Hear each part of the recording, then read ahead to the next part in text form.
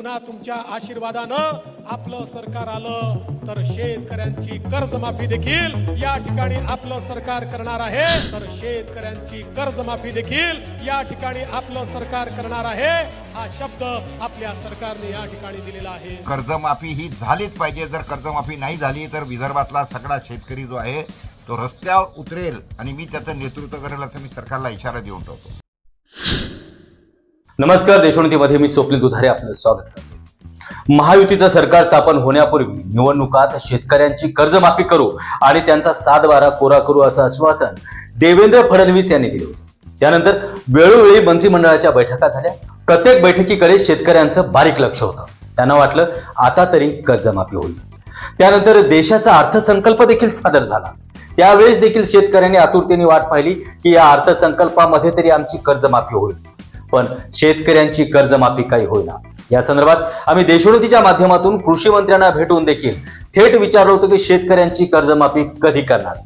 त्यांनी देखील स्पष्ट उत्तर दिलं आहे की या संदर्भात मुख्यमंत्री आणि 2 उपमुख्यमंत्री हे निर्णय घेणार। सगळ्या महाराष्ट्राच्या शेतकऱ्यांना प्रतीक्षा आहे ती म्हणजे कर्जमाफीची जी विधानसभेमध्ये घोषणा केली होती। काय सांगाल, आणखीनही शेतकरी वाट पाहतोय त्या संदर्भात?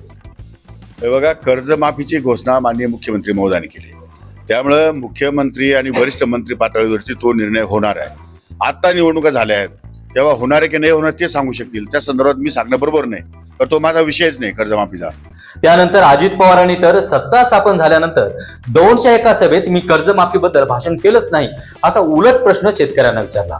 हे सगळं असताना आता शेतकरी मात्र मेटाकुटीला आला आहे। शेतकरी हा कर्ज फेडू शकत नाही आणि त्याला ही अप्रतिष्ठेची बाब वाटत आहे, त्यामुळे तो स्वतःचं जीवन संपवत आहे। पश्चिम विदर्भातलं चित्र पाहिलं तर केवळ 5 जिल्ह्यात महिन्यामध्ये 80 आत्महत्या होत आहेत आणि सरकार आणखी किती बळी घेणार असा सवाल शेतकरी नेते तथा देशोन्नतीचे मुख्य संपादक प्रकाश पोहरे यांनी विचारला आहे। एवढ्या सर्व शेतकऱ्यांच्या आत्महत्या होत आहेत। एका महिन्यामध्ये जर 80 शेतकऱ्यांच्या आत्महत्या आहेत फक्त पश्चिम विदर्भात, त्यासुद्धा असं नाही की 11 जिल्ह्याच्या विदर्भात, केवळ 5 जिल्ह्याच्या पश्चिम विदर्भात 80 शेतकऱ्यांच्या आत्महत्या होत आहेत। तर सरकारला अजून किती बळी हवे हे सरकारने मला सांगावं। सरकारने निवडणुकीच्या वेळेला सांगितलं होतं की आम्ही सत्तेत बसल्याबरोबर तुमचं कर्ज माफ करू। खरं म्हटलं म्हणजे कर्जमाफीने शेतकऱ्यांचे काही प्रश्न सुटणार नाही जोपर्यंत त्याच्या शेतमालाला भाव मिळणार नाही आणि सरकार भाव पाळण्याचं धोरण हे बंद करणार नाही। तो पुढचा विषय आहे। जर कर्जमाफी केली नाही तर सगळे शेतकरी रस्त्यावरती उतरतील आणि त्याचं नेतृत्व मी करेल असा इशारा प्रकाश पोहरे यांनी सरकारला दिला आहे।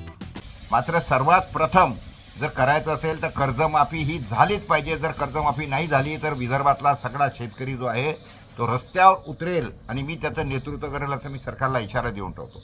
माझी विनंती आहे मुख्यमंत्र्यांना की सर्वप्रथम हा निर्णय ज्या शेतकऱ्यांचं कर्ज माफ झालंच पाहिजे, कारण तुमच्या चुकीच्या धोरणामुळे सोयाबीनला भाव नाही, कापसाला भाव नाही, त्याच्यामुळे शेतकऱ्यांना पैसे मिळत नाहीत आणि त्याच्यामुळे त्याचा तो कर्ज फेडू शकत नाही आणि त्याला ही अप्रतिष्ठेची बाब वाटते आणि तो आत्महत्या करतोय, कारण शेतकरी संवेदनशील आहे। त्याच्यामुळे अजूनही सरकारला आम्ही सांगतो की अजून वेळ गेलेली नाही, आताही सुधरा, एवढंच मी सरकारला या संदर्भामध्ये सांगतो आणि पुन्हा विनंती करतो की कर्जमाफी ताबडतोब घोषणा करा। बहुप्रतीक्षित कर्जमाफी कधी होणार, शेतकऱ्यांना न्याय कधी मिळणार आणि हे सरकार शेतकऱ्यांबद्दल दयनीय कधी होणार हे पाहणं गरजेचं आहे। असे व्हिडिओ पाहण्यासाठी आमच्या चॅनलला सबस्क्राईब करा आणि बेल आयकॉनला क्लिक करा।